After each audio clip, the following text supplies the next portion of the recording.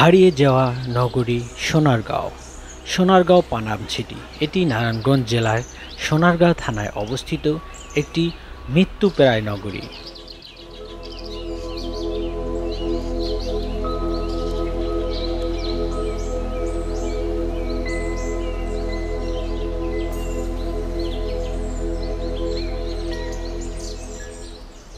হ্যাঁ, হয়তোবা এই দেয়াল, এই ইট, এই বালি, এই সিমেন্ট সুরকি, এই ভবনগুলো কথা বলতেছে না, কিন্তু একসময় এই স্থানটি ছিল খুবই জনবহুল এবং গুরুত্বপূর্ণ বাণিজ্যিক স্থল।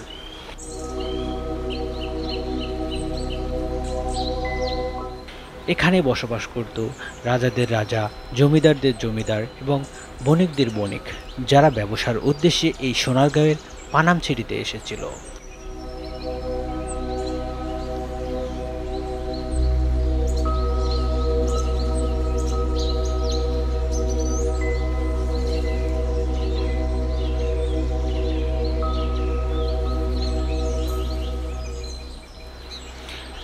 এই সিমেন্ট, এই সুরকি, এই ইট বালির প্রতিটি কণা হয়তোবা আজকে কথা বলতে পারছে না, কিন্তু এক সময়ের নির্মম সাক্ষী হয়ে দাঁড়িয়ে আছে এই নগরীর প্রায় প্রতিটি অট্টালিকা ও দালান কোঠা।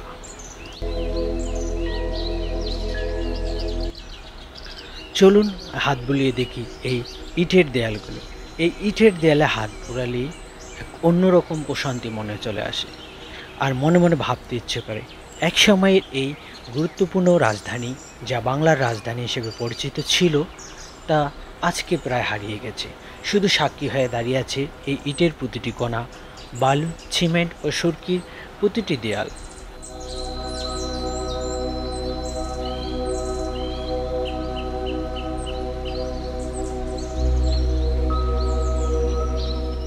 এক সময়ে বিশ্বের বিভিন্ন দেশের নামিদামি ও বড় বড় বণিকেরা এই পানাম সিটিতে আসতো, আর এখানে ব্যবসার উদ্দেশ্যে তারা অবস্থান করত।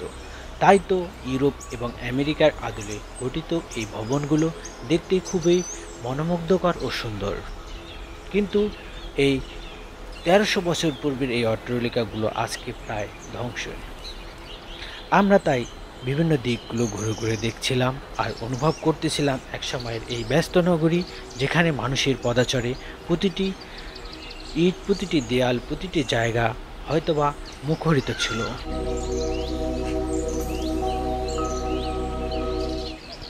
আমরা দেখতে পাই কিছু কিছু ভবনের দরজাগুলো বন্ধ করা রয়েছে, এবং কিছু কিছু একটি কামরাতে আমরা প্রবেশ করে দেখতে পাই কামরার ভিতরে ভয়ঙ্কর ও ঘুটঘুটে অন্ধকার। এখানে তো রয়েছে সাপ, বিচ্ছু এবং ভয়ঙ্কর পোকামাকড়, এমনকি আপনাকে আক্রমণও করতে পারে। তাই আমরা ভিতরে প্রবেশ না করে বাহির থেকেই এই দৃশ্যগুলো মোবাইলে ধারণ করছিলাম।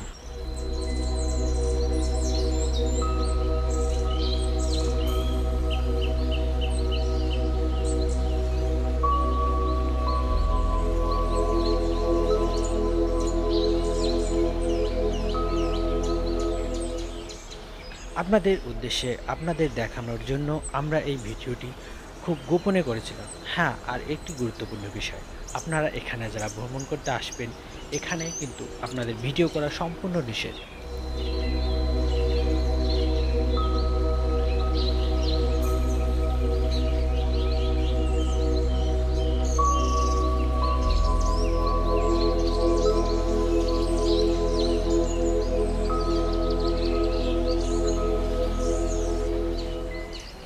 আপনি যদি এই স্থানটিতে বা এই নগরীটির ভিডিও করতে চান, তাহলে আপনাকে অবশ্যই ট্যুরিস্ট যে অথরাইজড আছে তার পারমিশন নিতে হবে, এবং পারমিশন নিয়েই ভিডিও করতে হবে। এখানে শুধু অনুমতি রয়েছে ছবি তোলার জন্য। এখানকার সিকিউরিটি গার্ড বা যা আনসার সদস্য রয়েছে, তারা আপনাকে কখনোই ভিডিও করতে দেবে না।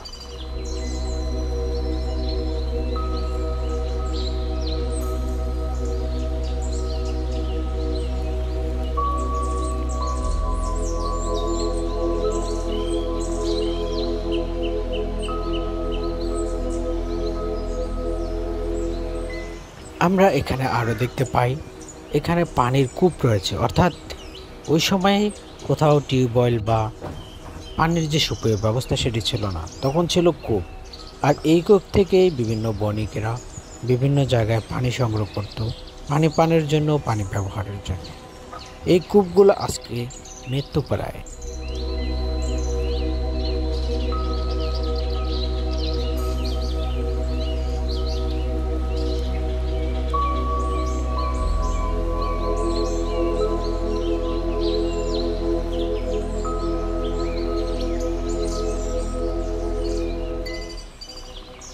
সোনারগাঁওয়ের একটি গুরুত্বপূর্ণ অংশ হল পানামছিটি, যা প্রাচীন বাংলার সমৃদ্ধের ইতিহাস সংস্কৃতি এক উজ্জ্বল উদাহরণ।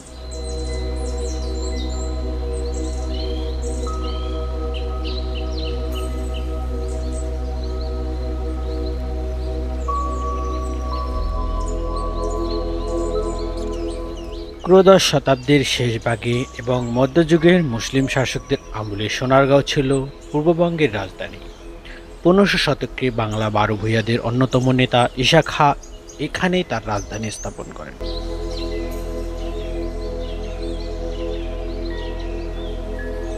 1610 সালে মুঘলদের হাতে ঢাকা সুবা বাংলার রাজধানী হওয়ার আগ পর্যন্ত সোনারগাঁও তার গুরুত্ব ধরে রাখে।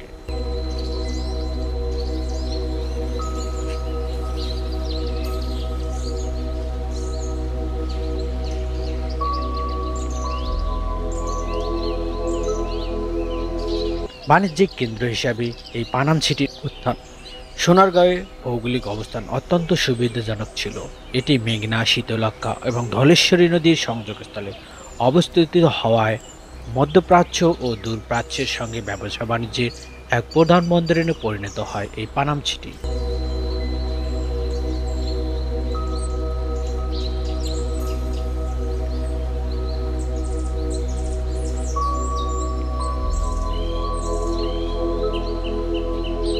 পানাম নগরী বাণিজ্যিক গুরুত্বপূর্ণ স্থাপত্য। মসলিনের কেন্দ্র। পানাম নগরী মূলত মসলিন শিল্পের এক প্রসিদ্ধ বাজার ছিল। সারা বিশ্বজুড়ে বিখ্যাত ও সূক্ষ্ম বস্ত্রের প্রধান উৎপাদক ও রপ্তানির কেন্দ্র ছিল এই সোনারগাঁও। পানাম নগর থেকে এই মসলিন এশিয়া, ইউরোপ, আমেরিকা এমনকি আফ্রিকাও রপ্তানি করা হতো।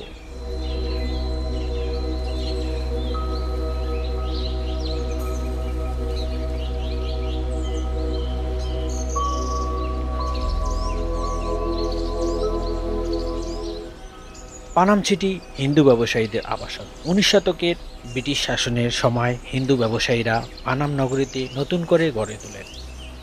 এখানে স্থাপিত সুরম্য ভবনগুলো বেশিরভাগই সেই সময়ের ধনী হিন্দুদের এবং বণিকদের তৈরি। এসব ভবন নির্মাণের মুঘল ও ব্রিটিশ ঔপনিবেশিক স্থাপত্যশৈলীর মিশ্রণ দেখা যায়, যা আজও এর প্রধান আকর্ষণ।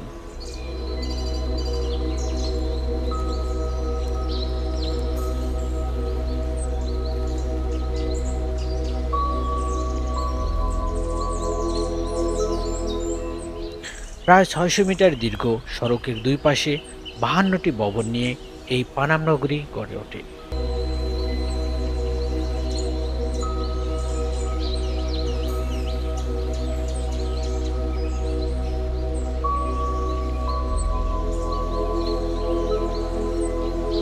এই ভবনগুলোর স্থাপত্যে ইউরোপীয় রীতির সঙ্গে দেশীয় কারুকার্যের এবং এক অপূর্ব মিলনবন্ধন ঘটেছে।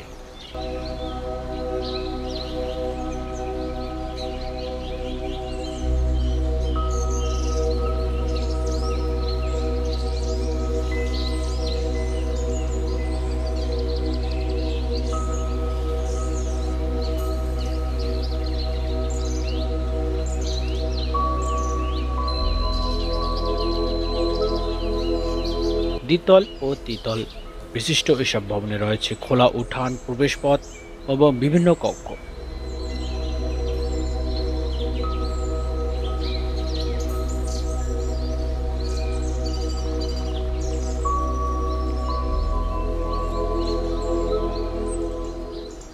সোনারগাঁও পানামছিটির পতন ও বর্তমান অবস্থা।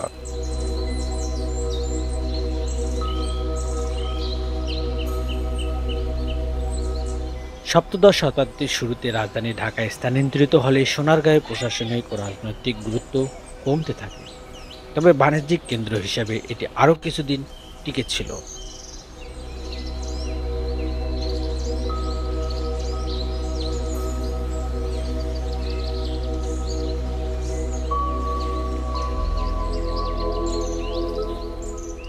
ধ্বংসের কারণ 19 শতকের শেষ ভাগ থেকে মসলিন শিল্পের পতন এবং 1947 সালে দেশভাগের পর স্থানীয় হিন্দু ব্যবসায়ীদের দেশ ত্যাগ পানাম নগরীর পতনের প্রধান কারণ।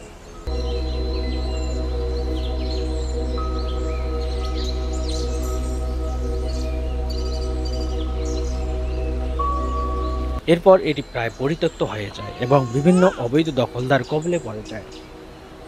সংরক্ষণের প্রচেষ্টা বর্তমান পানাম নগরীতে পুরাতত্ত্ব অধিদপ্তরের অধীনে সংরক্ষিত হয়েছে।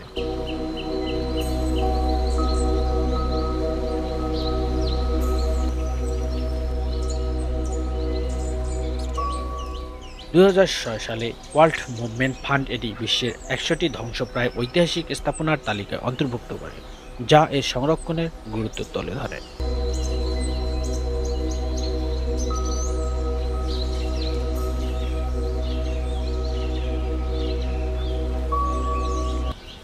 তো বন্ধুরা, আপনারা যারা এখানে ঘুরতে আসবেন অবশ্যই এই মৃত্যুপ্রায় পানাম নগরীটি দেখে যাবেন।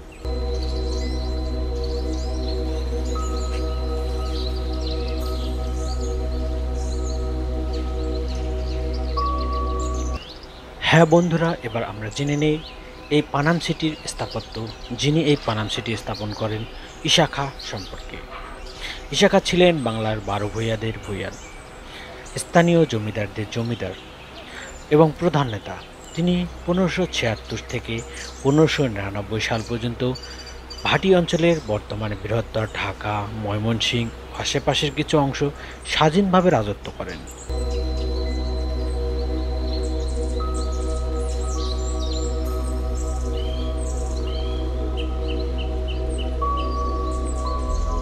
মুঘল সম্রাট আকবর যখন বাংলার দখল করতে আসেন, তখন ঈশা খাঁ সফলভাবে বাংলার জমিদারদের একত্রিত করে মুঘলের বিরুদ্ধে প্রতিরোধ গড়ে তোলেন। মুঘল সুবাদার ময়মনসিংহ এবং এর সঙ্গে তার যুদ্ধ বাংলা ইতিহাসের এক গুরুত্বপূর্ণ ঘটনা। এই যুদ্ধে ঈশা খাঁ বীরত্বের পরিচয় দেন এবং মুঘলদের পরাজিত করেন।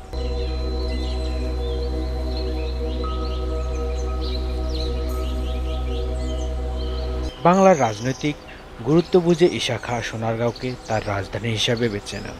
সোনারগাঁও ছিল তখন একটি গুরুত্বপূর্ণ বাণিজ্যিক ও রাজনৈতিক কেন্দ্র।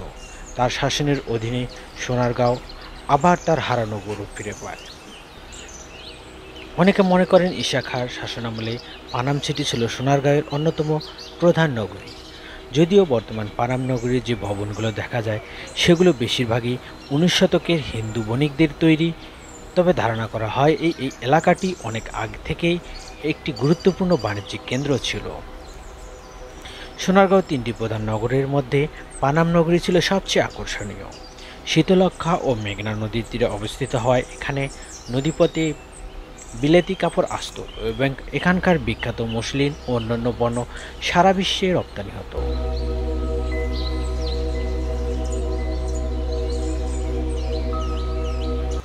ঈশা খাঁর মৃত্যুর পর বিশেষ করে ব্রিটিশ আমলে এই এলাকার গুরুত্ব আবার বৃদ্ধি পায়।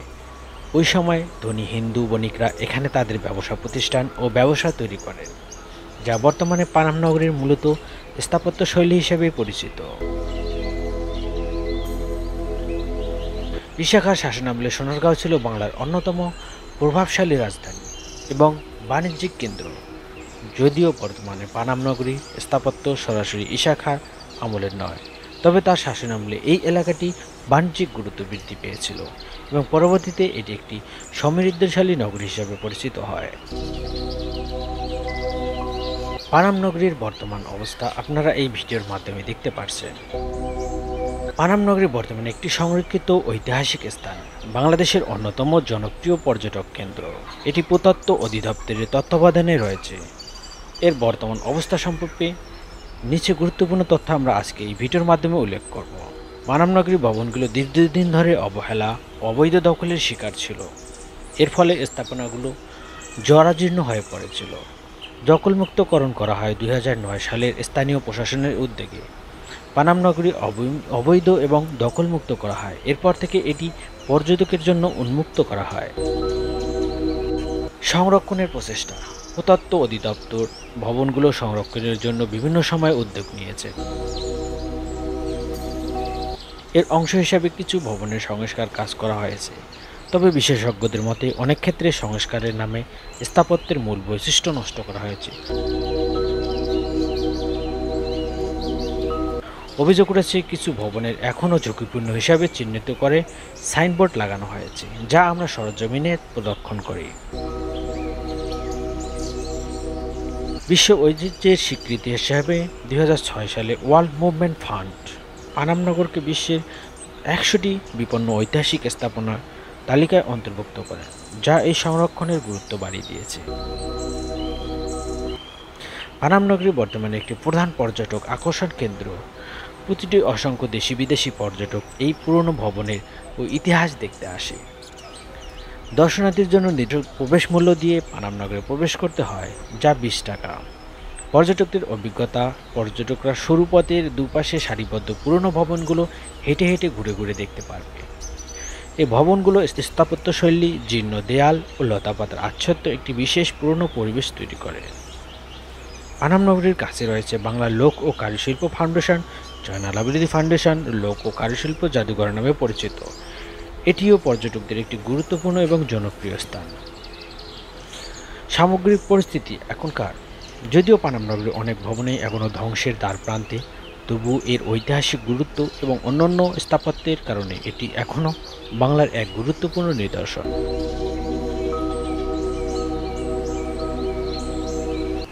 বর্তমানে এটি সংরক্ষণ ও রক্ষণাবেক্ষণের অধীনে থাকলেও এর প্রকৃত ক্ষয় ও সময়সূচি সংস্কারের অভাবে এখনও বড় চ্যালেঞ্জ। তবে এটি একটি জীবন্ত জাদুঘরের মতো কাজ করে, যা দর্শকের সমৃদ্ধ ইতিহাস ও স্থাপত্যের এক বাস্তব অভিজ্ঞতা প্রদান করে থাকে।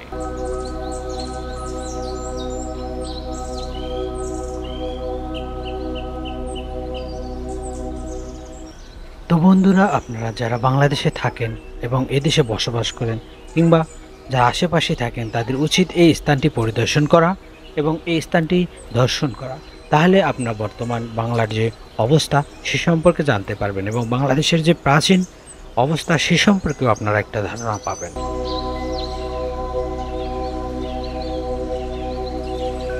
তো বন্ধুরা, আশা করি আপনারা এই ভিডিওর মাধ্যমে সোনারগাঁও পানাম সিটি অর্থাৎ মৃত্যুপ্রায় নগরী এই নগরী সম্পর্কে আপনারা একটি বিস্তারিত ধারণা পেয়েছেন।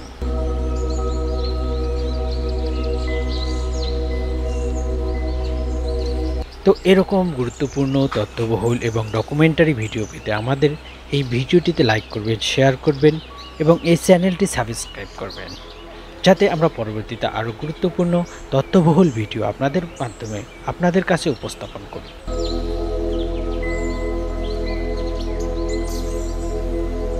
কারণ আপনার একটি লাইক বা শেয়ারে আমাদের এইরকম গুরুত্বপূর্ণ তথ্যবহুল ভিডিও বানাতে উৎসাহিত করে। ধন্যবাদ সবাইকে।